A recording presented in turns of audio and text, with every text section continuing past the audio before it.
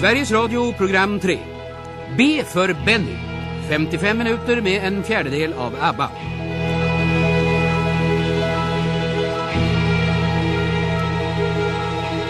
Han har ett väldigt lustigt sätt att spela piano. Han liksom, vad ska jag säga, han knottrar fram tonen på något sätt. Han är överallt på något sätt och letar efter toner när han spelar.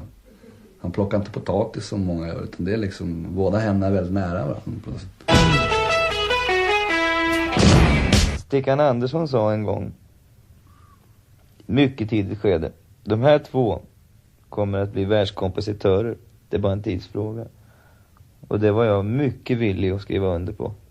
Jag tyckte att, okej, det var kanske en smaksak, men jag gillade deras kompositioner och har alltid gjort det än idag.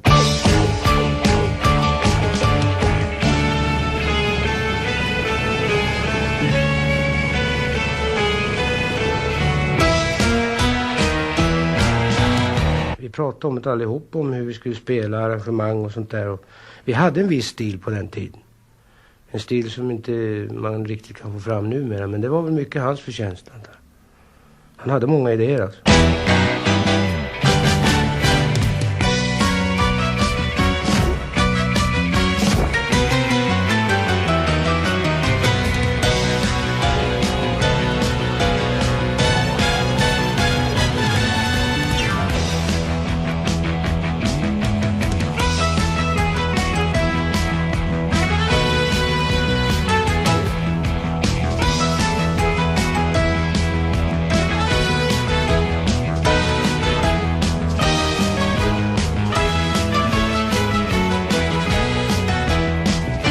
Född och uppvuxen i Stockholm.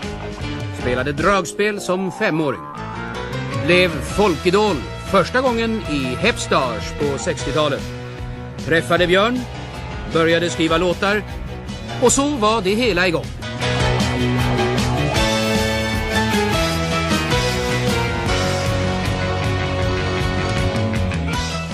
Det andra programmet i vår ABBA-serie ska alltså handla om Benny Andersson. Välkomna till det.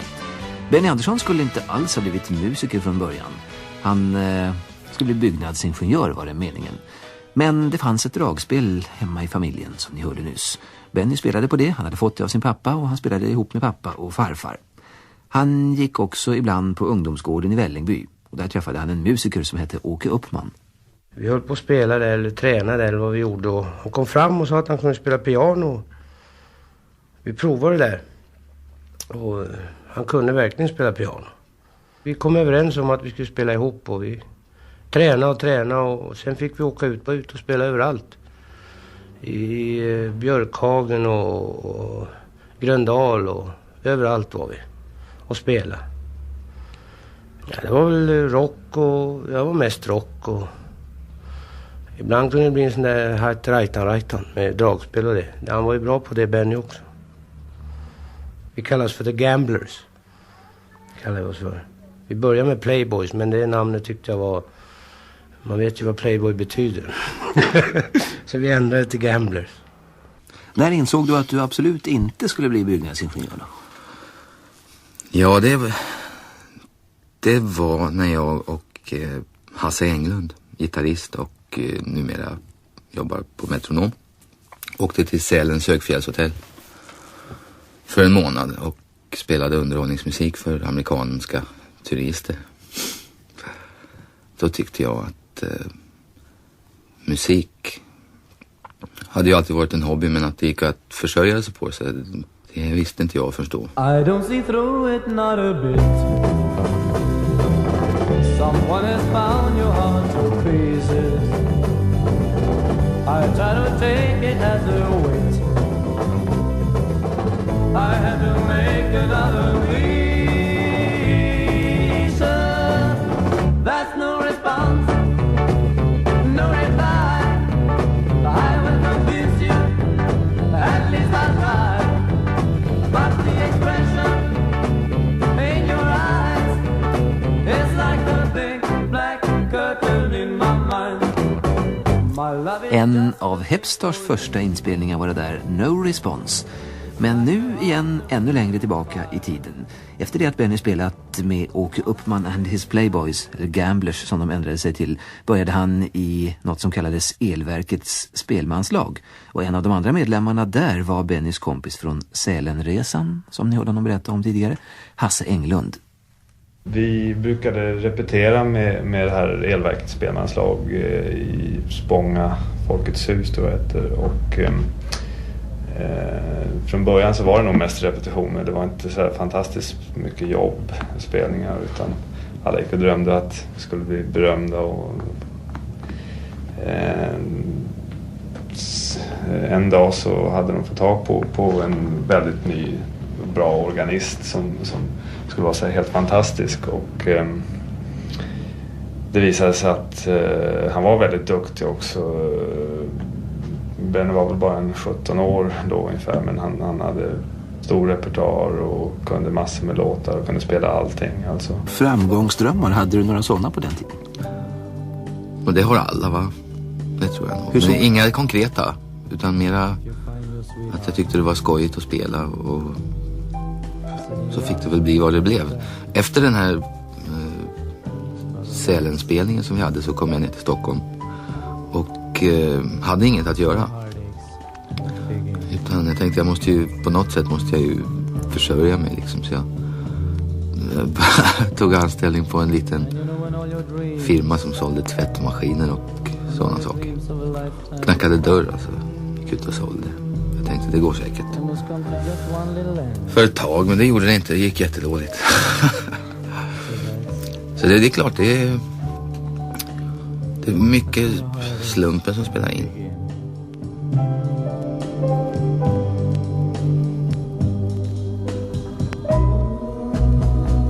And you should know that love is a thing that you never can share.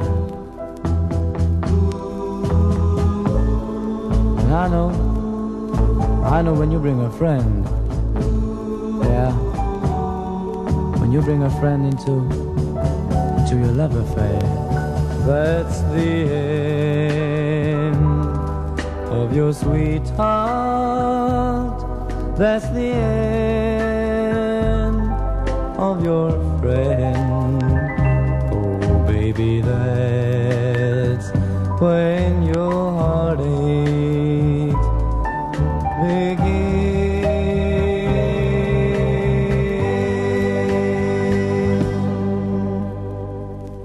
Det gick inte att hejda honom så fort han kom i närheten av ett piano eller en orgel. Och just då i början med Elverket så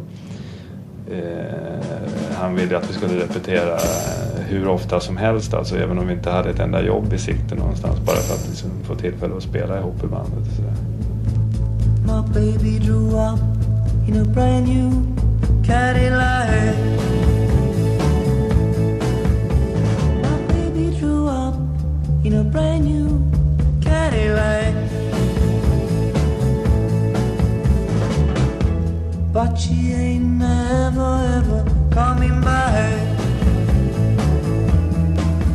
När började du då känna vittringen av framgången? I och med Hepstars, naturligtvis. Då var det var ett band som hade lite spelningar och så från början, va, när jag kom med.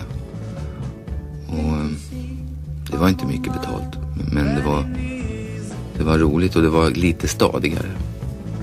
Hur man nu kan tycka det om ett popband, att det är liksom en stadig framtid med det. Hur kändes det? Det kändes bra, för att dels var det själva situationen att jobba tillsammans med killar som man tyckte var roliga och få spela dessutom.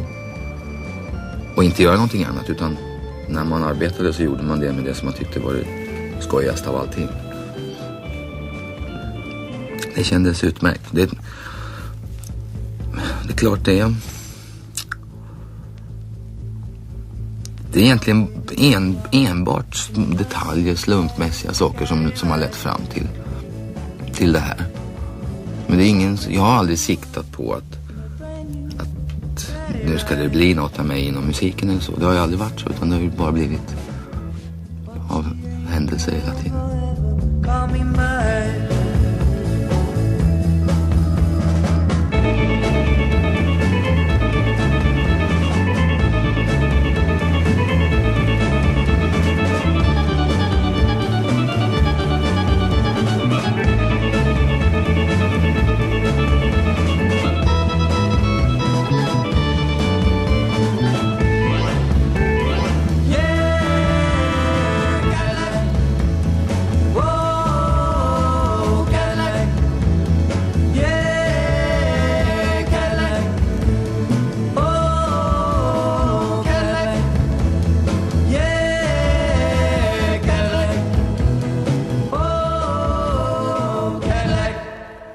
Cadillac var en av Hepstars största succéer och avgjort den första. Till Hepparna kom Benny efter att ha spelat i Elverkets spelmanslag. Svenne Hedlund. Anledningen till att han kom med var att jag hade träffat honom på det sättet att jag ägde en folkvagnsbuss och sjöng med en annan orkester. Och så fanns det lite ledig tid, och då hade genom försänkningar och kontakter kommit till Elverkets spelmanslags vetskap att jag hade en folkvagnsbuss. Och där spelade en viss Benny Andersson orgel. Och de behövde ett fordon för att deras bil stod på verkstad och de skulle åka till Virserum och spela. Och då körde jag denna orkester, den svängen.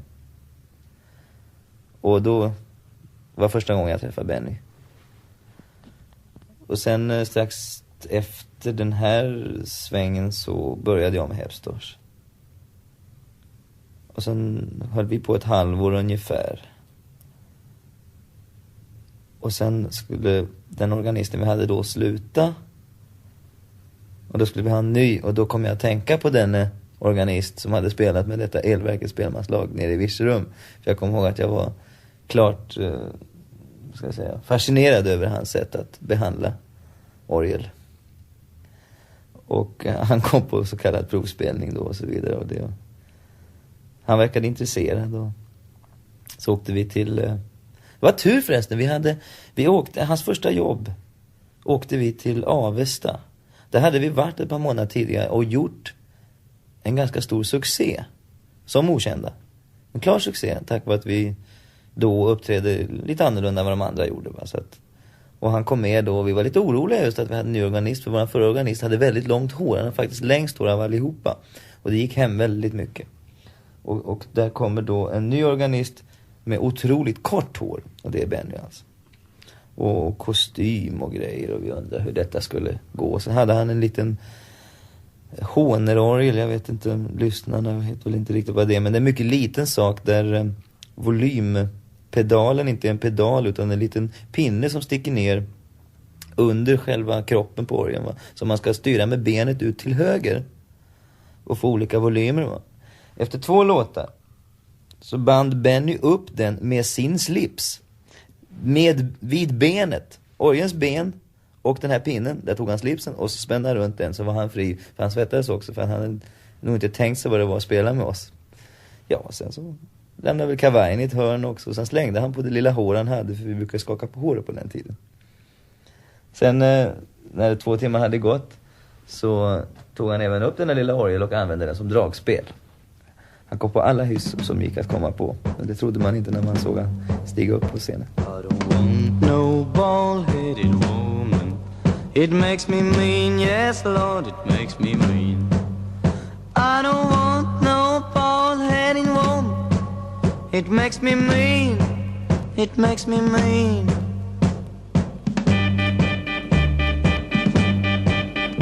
I don't want no sugar in my coffee. It makes me mean, yes Lord, it makes me mean. I don't want no sugar in my coffee. It makes me mean, it makes me mean.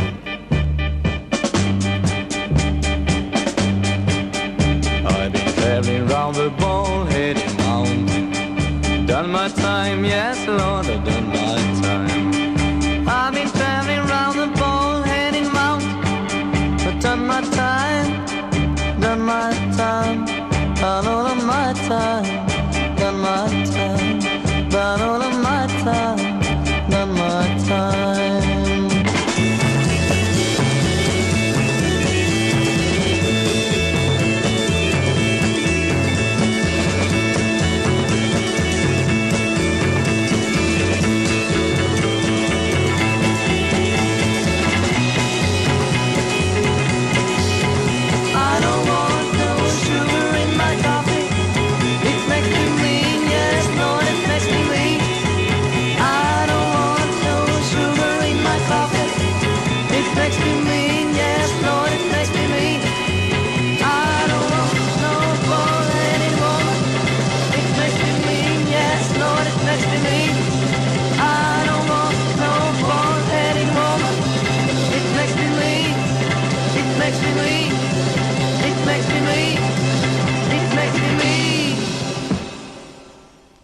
Vilket var den mest kittlande, sköna känsloupplevelsen under Hepstars-tiden? Var det att få jobba med någonting roligt, eller var det när fansen stod och skrek, eller var det att ha bilar och pengar att röra sig med, eller någonting annat kanske? Allting sammantaget var en fantastisk situation för en kille som är 17-18 år. Har gott om pengar, förhållandevis, och få ha en fin bil och sådär. Det tyckte jag var roligt då. Det tycker jag väl nu också i och för sig, men inte med på samma sätt. Just när man är 18 år och kan åka amerikaner. Det är kul. Det berörs inte illa av allt tal om pengar. Det är ju väldigt mycket prat om pengar. Ja, det är okej. Det är mycket pengar det rör sig om. Det förstår man ju att det är. Folk är intresserade. Jag vet inte själv riktigt hur viktigt det är eller hur intressant det kan vara. Men att man får frågor, det kan man ju förstå. Men Hepstarspengarna tog slut 1967. Ja, de tog slut långt innan. På grund av oss själva, vi var unga allihop, hade ingen fast hand direkt som styrde och såg till att allt det ekonomiska skulle löpte, va? Utan det var mer, ur hand i mun.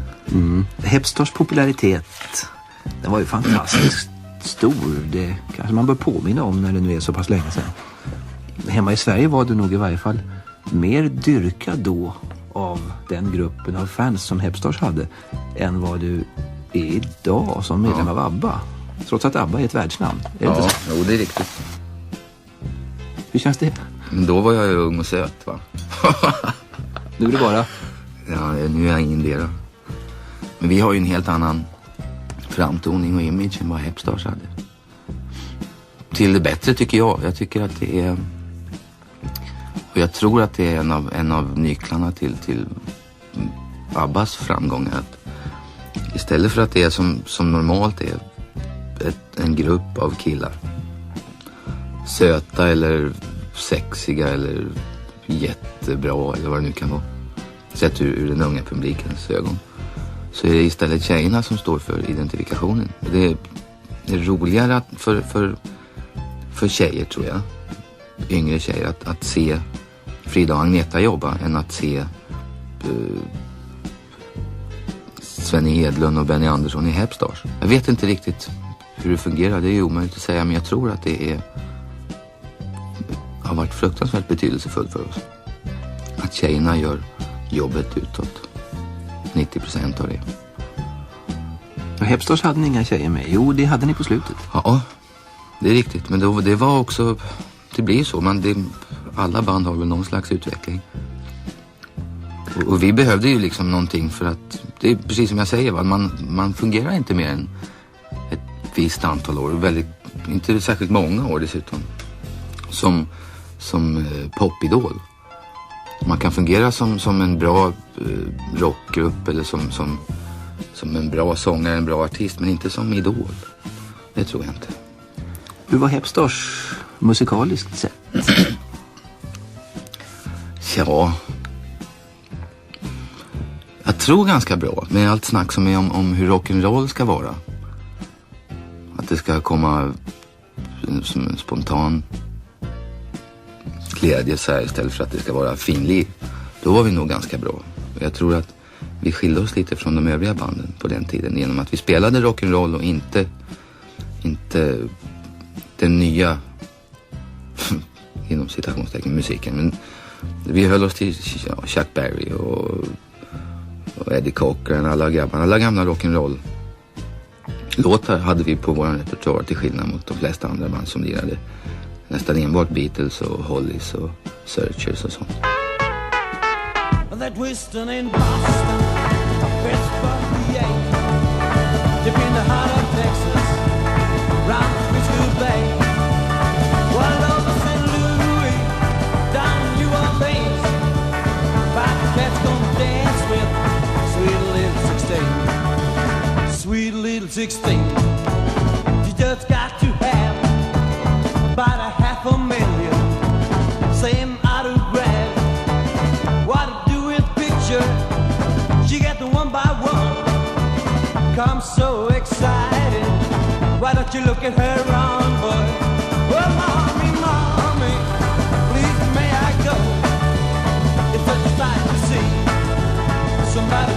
show.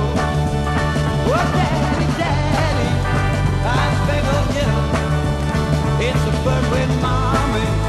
I guess I'll ride with you. Yeah.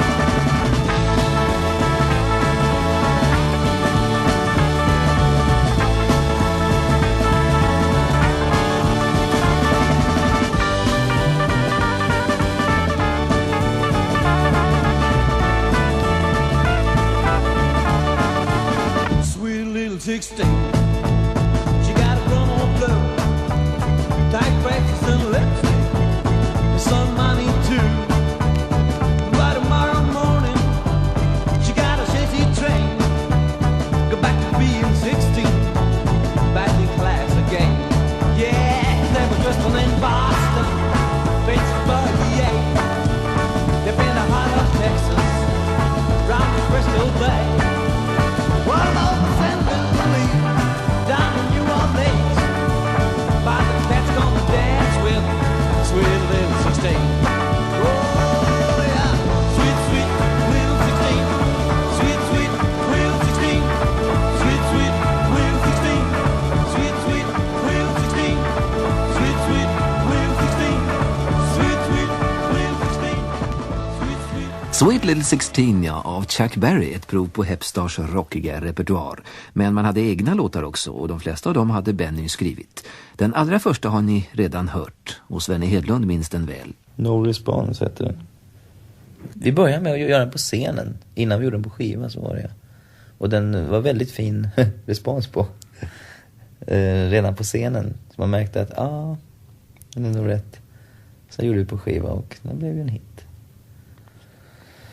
Sen tog det väl ett år, tror jag, innan han satte sig ner och försökte sig på att komponera igen. På Vinger hotell i Kongsvinger. På turné i Norge. Så satt han sig ner, han fick låna flygen i en stängd restaurang.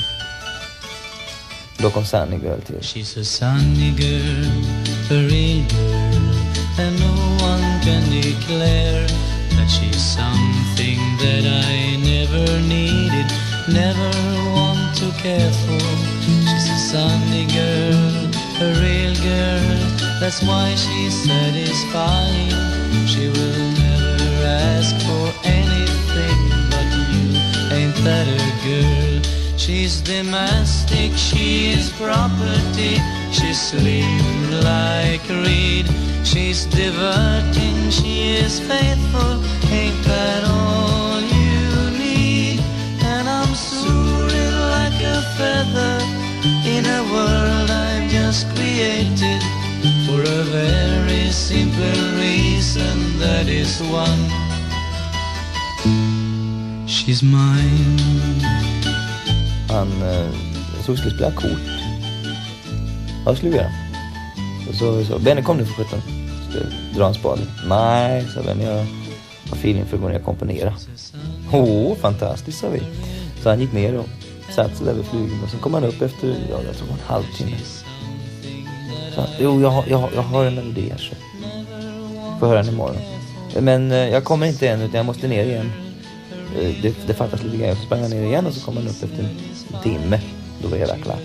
Och så nästa dag så repade vi in den låten. Och då var det någon liten parti som jag tyckte saknades i, som han ändrade. Han fyllde på och gjorde någon grej till. Men i alla fall, sen kom Sunny Girl till. Men då lät den i början, det var ganska lustigt. Och det är ofta som med kompositioner, att de har en viss karaktär från början, sen ändras de lite för att passar kanske, det blir så rytmmässigt och sådär. Så när vi gick in i studion sen så blev den något lugnare än vad den var i original, som han hade skrivit i original. Sunny girl, a real girl, and no one can declare that she's something that I never needed, never want to care for. She's a sunny girl, a real girl, that's why she's satisfying. She will never ask for anything but you, ain't that a girl? She's domestic, she is property, she's slim like reed. She's diverting, she is faithful, ain't that all you need? And I'm sorry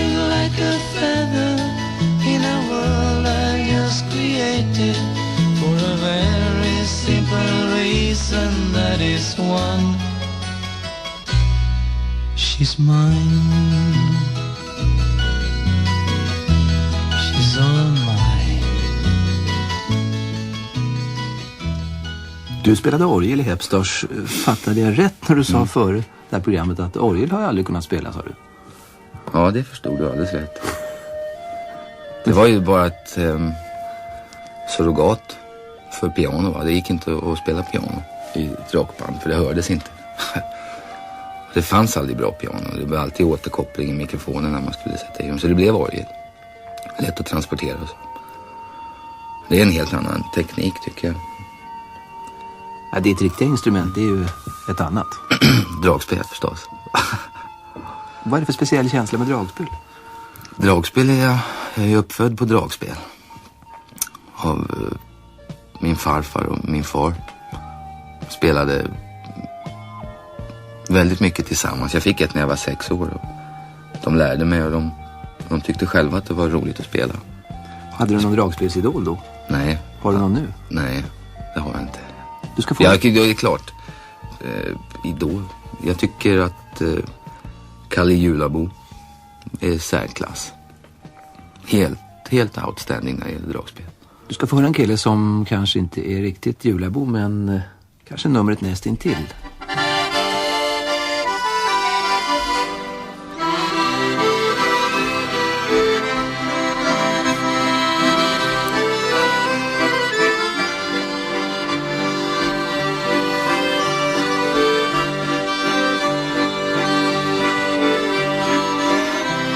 Vad är det här?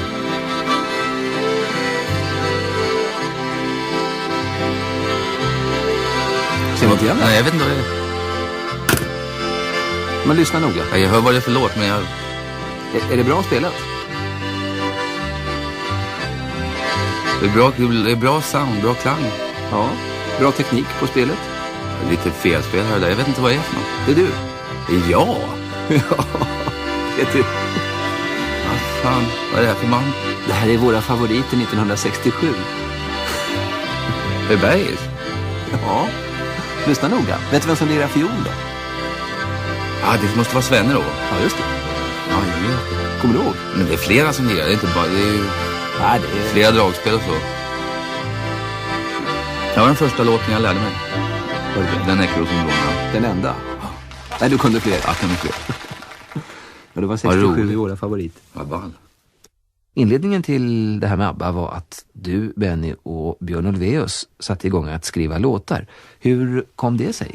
Det började med att vi träffades dagen innan Björn åkte in för att göra sin militärtjänst. Och vi fick en bra kontakt med varandra direkt, för vi tyckte om samma sorts musik, tyckte om att skriva låtar. Och det var lite tråkigt att skriva ensam, och det tycker jag fortfarande. Det är inte samma... Jag vet inte, man behöver någon att bolla till hela tiden, för att, vad ska jag säga, man höjer kapaciteten i alla fall. Det är så svårt att liksom inspirera sig själv när man sitter och jobbar. Speciellt i vårt fall där det är alltid fråga om att slita fram låtarna. Det är inte så att man vaknar mitt i natten och har en melodislinga i huvudet. Det är aldrig någon Store Skogmansk inspiration, den berömda som det är fråga om? Ja, nej, aldrig så. Det har aldrig hänt. En gång har det hänt, men annars så är det bara att sitta och slita fram det liksom. Går det alltid det? Ja, det går. Än så länge, peppar. Så du säger bara att nu ska vi göra en låt och så tar det en vecka eller 2 eller? Ja, något sånt. Så vi sitter 9-5. Kanske inte exakt så, men vi sitter så länge vi orkar. Så lång tid som möjligt. Åtminstone när vi är i det skedet av en produktion att det fattas låtar. Bestämmer ni i förväg också vilken karaktär låten ska ha? Säger ni att nu ska vi göra en låt som ska låta ungefär som Dum Dum Diddle? Eller nu ska vi göra en ballad? Eller blir det vad det blir? Det blir vad det blir. Men det är klart man har... Låt säga att om vi har skrivit 8 låtar till en LP och det fattas 2 och alla de här 8 är ballader, så siktar man inte på att skriva 2 ballader till. Men det kan det bli ändå liksom. Där finns i alla fall känsla- och inspirationsmomentet. Ja, det är riktigt. Att man har, för inspirationen kommer precis den stunden när man hör att man är på någonting som är bra. och som inte finns förut. Det svåraste, största problemet är att rensa bort sånt som man egentligen tycker är jättebra, men som man är tveksam om det är någonting som man har i huvudet sedan man var 8 år och hade hört på Sveriges Radio. Eller om det är något som man själv har kommit på. Det är alltid en omöjlig gräns. Därför tar det så pass lång tid, för man måste vara säker, tycker jag. Självklart det förekommer ändå olycksfall. Ja, vi kasserar massor. Så av allt det som vi gör, alla idéer, alla små strofer, så 8 takter hit och 10 takter dit, så kastar vi nog 80-90% säkert. Vilken var er första hit gemensamma? Ja, jag är inte riktigt säker. Jag tror att det var ljuva 60-tal. Gamla härliga tid, ljuva 60-tal. Mitt minne dröjer där vid ljuva 60-tal. Då levde ännu den stora kärleken. Tänk ändå, så länge sen. Det kan ha varit Hej gamle man också, jag är inte säker. De kom i slag i slag. Ja, det kom en hel del på rad. Hej gamle man, kan du visa oss den väg som vi ska gå? För att få komma dit som vi vill nå. Hej gamle man, kanske är det vi som gör något fel ändå. Du har ju allt som vi har svårt att få. Du minns fler?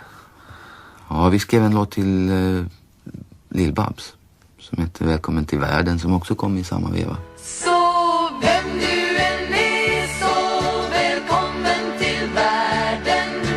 Jag ska vara med vart du än ställer färden.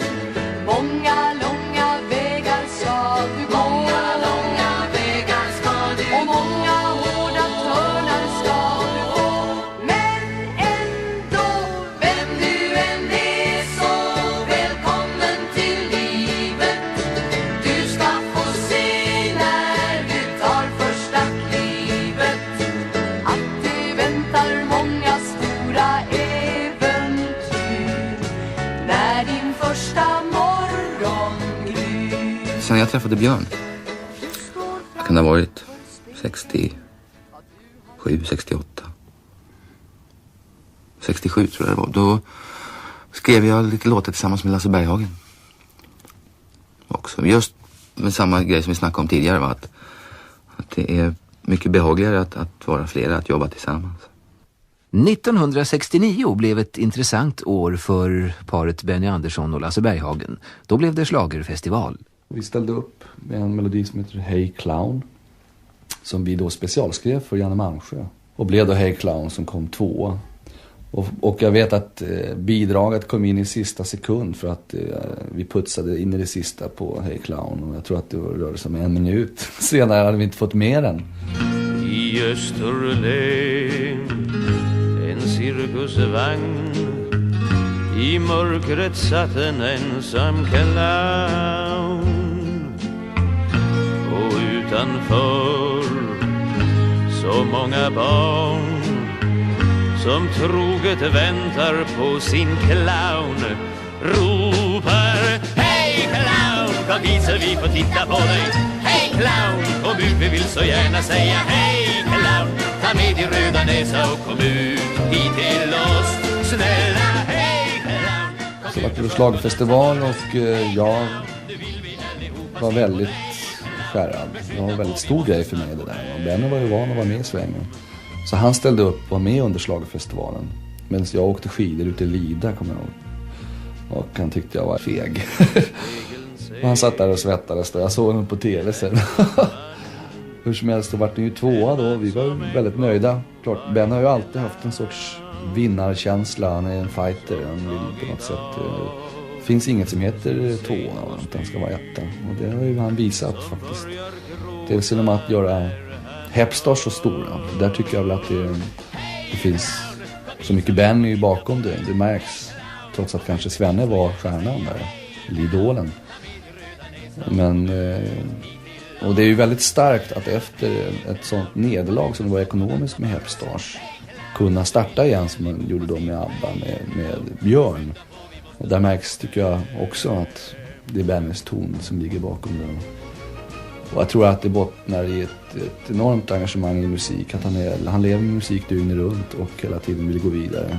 Skriver hela tiden, jobbar hela tiden. Lilla Sofie, hon lyser som en sol, binder en krans av ängsblom och viol.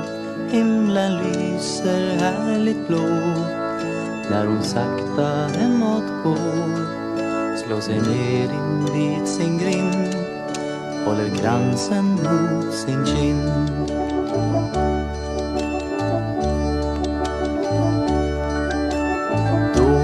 Då hörs en sång, då syns ett moln av damm. En liten soldat marscherar vägen fram. Han har byxor med revär och han har ett stort gevär. Han marscherar så kavat, en liten stor soldat.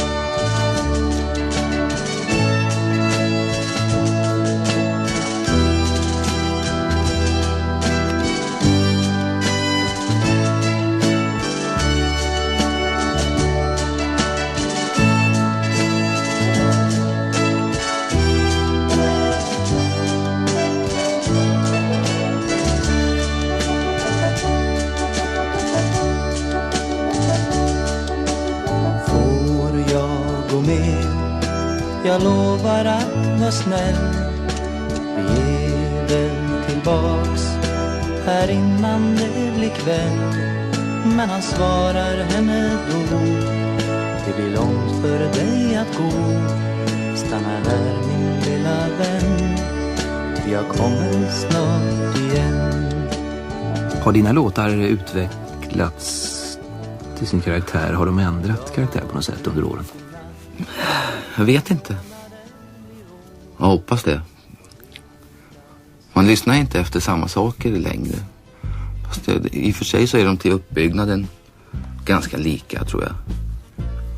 Jag vet inte varför det blir så, men det är väl det att man tycker att en låt ska låta på ett visst sätt för att den ska vara bra för en själv. Och så kanske lite svårt att ta sig ur det. För hur det än är så sysslar vi ju med ganska lätt sorts musik. Med slager eller pop eller vad du vill kalla det. Det är lite svårdefinierbart, för i själva verket så är det ju bara så enkelt som att vi sysslar med att skriva låtar och spela in dem på skiva, vad det än är för låtar. Det kan vara en rocklåt eller det kan vara en tango. Det är inte liksom inte, spelar ingen roll för oss. Vi jobbar på ett helt annat sätt än de flesta gör. Därför att vi är med i det från början till slut, så blir det så. Kanske, men själva inspelningarna och arrangemangen, solon, alla överdubbningar som det heter, som man gör, man lägger på instrument efter instrument i studion. Sånt är fruktansvärt viktigt för att det ska få den karaktären man vill att låtarna ska ha. Jag har ännu aldrig hört en bra ska jag säga, coverversion på våra låtar som vi har skrivit de sista 5-6 åren. Det blir aldrig bra. Jag har aldrig hört något som jag tycker är bra. Mer än Honey Honey med Sweet Dreams. Den var bra. Honey, honey, how you thrill me. Honey, honey.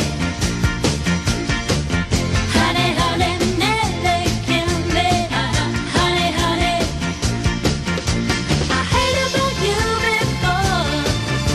I wanted to know some more. I now know what that means. You're a love machine. Oh, you make me dance. Det är viktigt alltså att det är samma person som arrangerar och skriver. Nej, det behöver inte vara samma person. Men just att en platta är inte bara en melodi och en röst och ett komp liksom, utan att det är mer en hel bild. Den första låt ni skrev för ABBA, du och Björn, det var inte Ring utan... Nej, det var People Need Love. People need hope, people need loving, people need trust from a fellow man. People need love to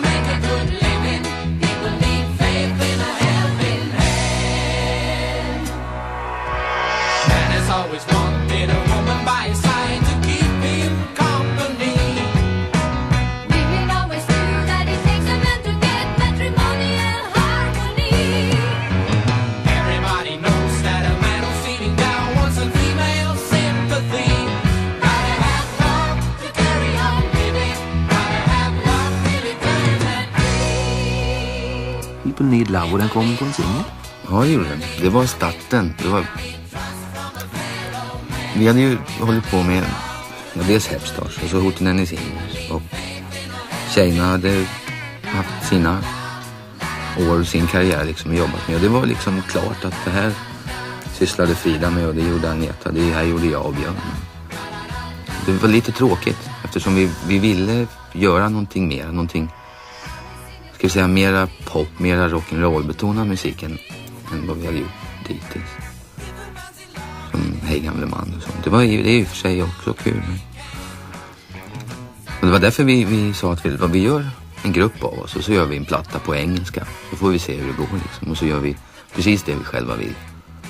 Utan att behöva tänka sig att det ska bli en stor hit eller vad som helst. Men bara att göra något precis exakt som man själv vill. Eller producera det själv, göra rubbet. Nej, ni hette inte ens ABBA på den tiden. Nej. Det var faktiskt Sveriges Radio som var med om att sammanföra er, och Åke Strömmer som har kommit hit, han minns till och med när det var. Ja, det var den 31 mars 1969. Det var en måndag och det var i Studio 4 i Radiohuset. Och det var inte bara hälften av ABBA. Hade man bara vetat att man skrev historia på den tiden. Det var 3/4 faktiskt. Vi hade ett program som hette Midnight Hour. Och där fanns något som hette Flip eller Flop. Jag kommer ihåg det, Benny. Ja, du var med flera gånger där. Det var ett bra program. Ja, det var bra medverkan ofta. Som den här gången. Då satt i en panel som var 4 personer. Henrik Salander, popkille på den tiden, kulturgosse numera. Björn Ulvaeus, som då hade kommit med i Hepstars enligt manuskriptet här. Och så en flicka som heter Annifrid Lyngsta och så en Gösta Linderholm. Det står ingenting om Benny Andersson, men du var med som överdomare. Det är riktigt. Och avgjorde det hela. Och det sändes den 12 april. Och det var då det sa klick. Ja, det var det faktiskt. Det var det. Vi hade träffats en gång tidigare, men det var mera ute på turné. Som hastigast. Men klick kan man nog säga.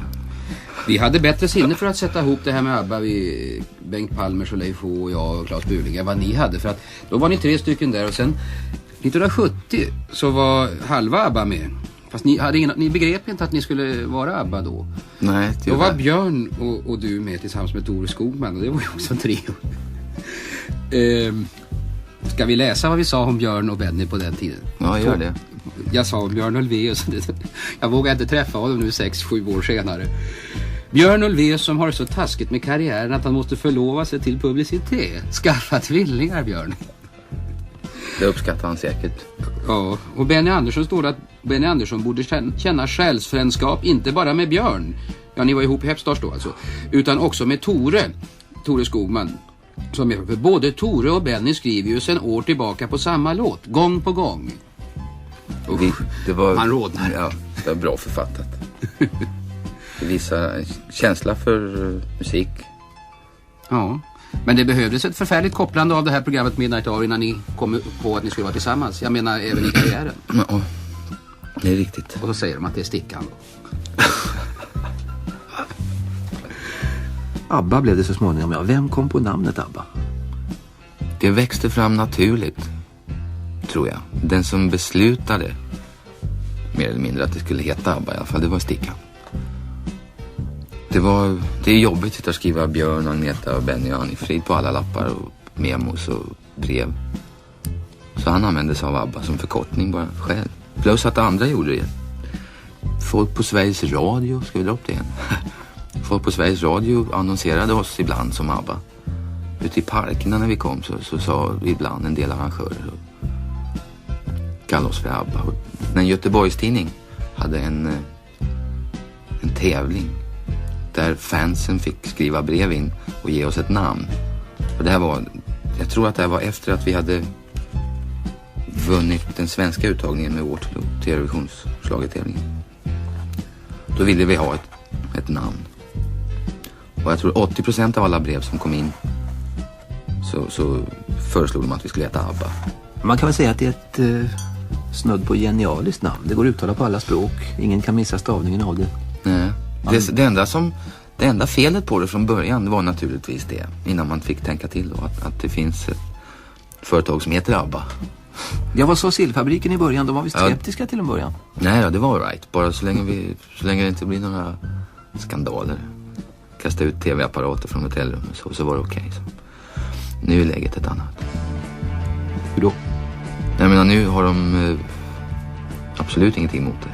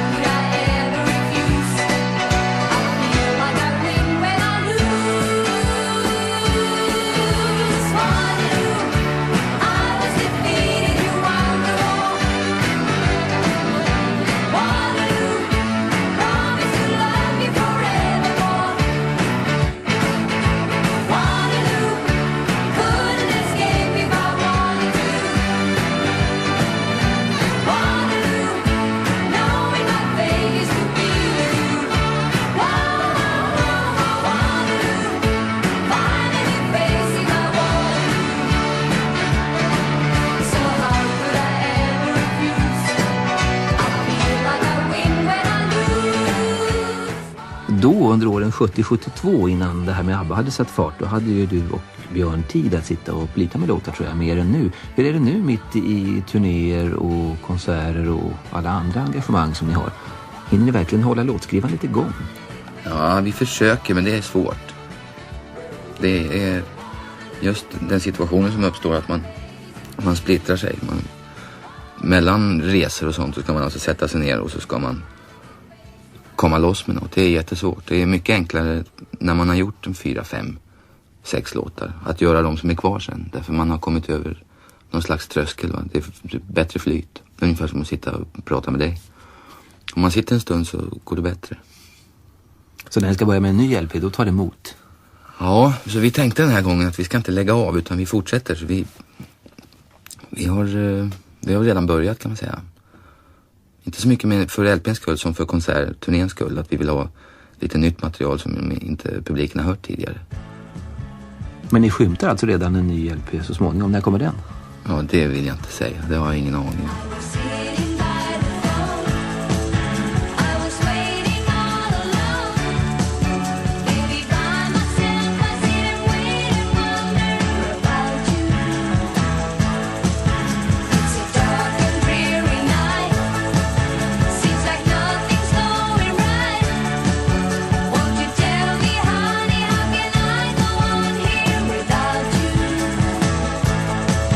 Yes, I'm down and feeling blue.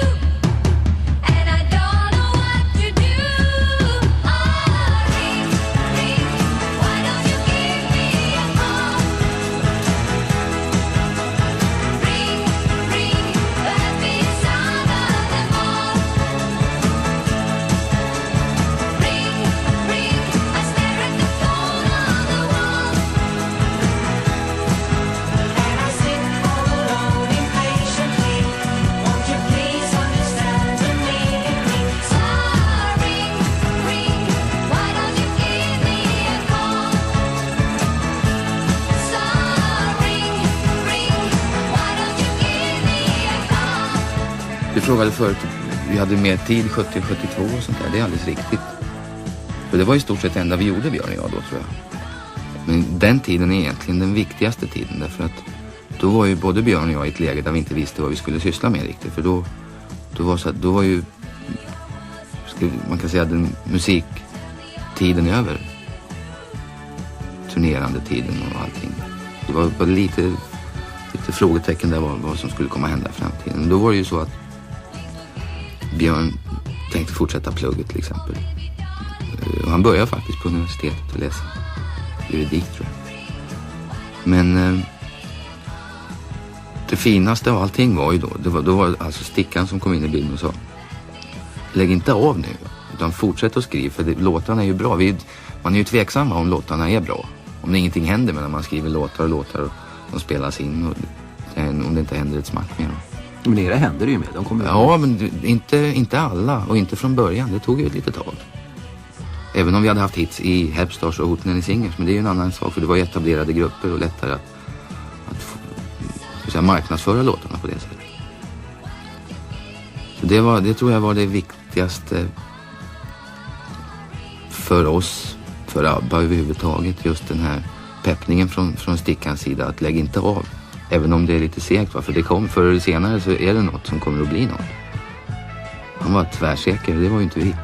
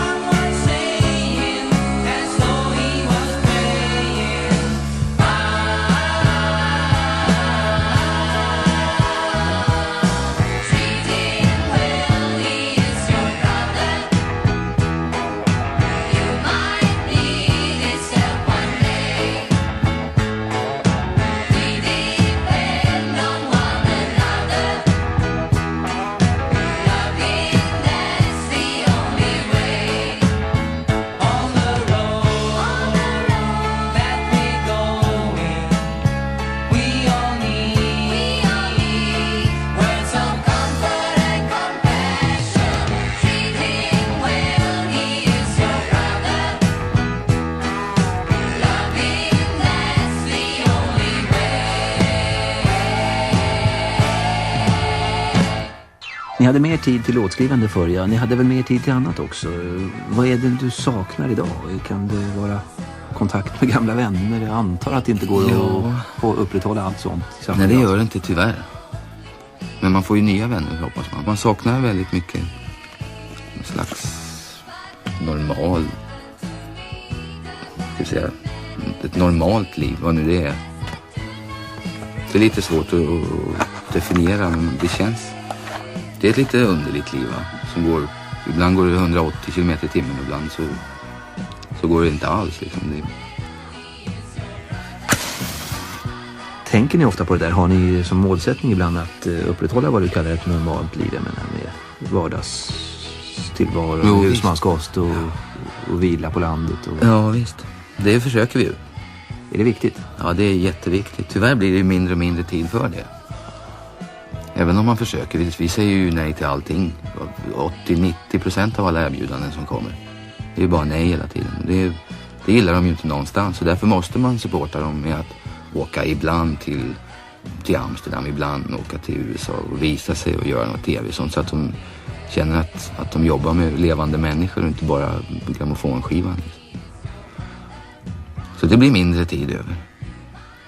Tror du att den svenska publiken har större förståelse för att ni säger nej nu än vad de hade när ni nobbade en folkparksturné för 2 år sedan? Eller? Ja, 3 år sedan. Ja, de förstod nog det rätt bra då också. Publiken, det tror jag. Det var väl en del arrangörer som blev lite sura. För de hade sett en chans att känna storkovan och så missade de den. Men när det gäller publiken så de förstår ju ganska väl vad vi sysslar med, tror jag. Men publiken här hemma vill ju i alla fall se er livslevande på scen. Ja, det ska de få också. Ska de det? Ja. Vi ska spela i Göteborg i februari. I Skandinavien. Det är vad vi gör i Sverige på den här konserten. Vi ska göra i början på nästa år. Sen vet jag inte, sen har vi inga planer direkt på att spela flera ställen i Sverige. Men det är möjligt att det blir det. Det beror lite på hur man känner sig när man kommer hem. Vi är alltså ute i 2 månader. Vi börjar i Oslo, i Göteborg, Köpenhamn, ner till Tyskland, Frankrike, Holland, Belgien. Och så över till England och sen så 10 dagars ledigt sen ner till Australien.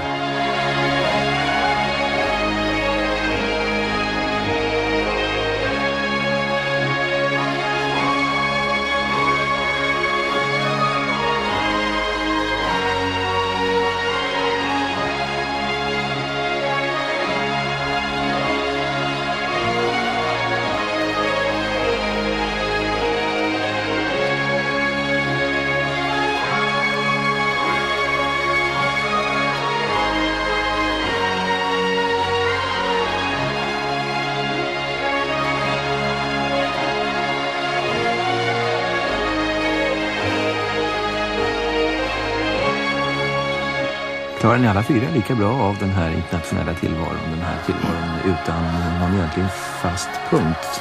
I varje fall så länge ni är ute och reser. Ja, det gör vi väl. Lika bra eller lika dåligt. Lika dåligt? Det är ju inte särskilt... men om man får jämföra att åka på en folkparksturné eller att åka på turné i Tyskland och lira i München och Frankfurt och sånt, så föredrar jag att spela i parkerna. Mest därför att man är hemma, va? Att det är liksom lite mer jordnära på något sätt, roligare. Tala språket och allting sånt, man kan prata med publiken på ett annat sätt alltid. Annars skulle ni ju kunna strunta i Sverige helt och hållet, om ni ville. Usch, nej. Det tror jag inte att vi skulle kunna. För er stora marknad ligger ju trots allt ja, här. Ja, det visst.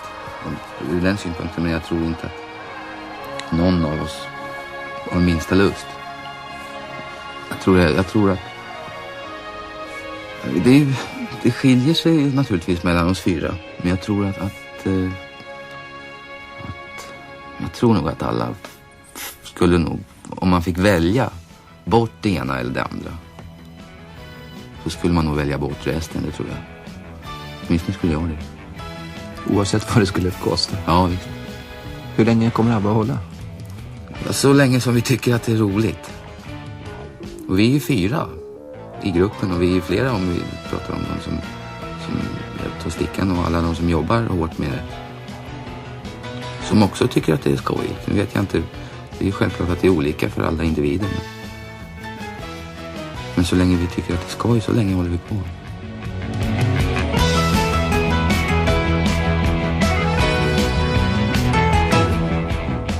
Nu har ni hört B för Benny, ett av 5 program om ABBA. Imorgon samma tid, B för Björn.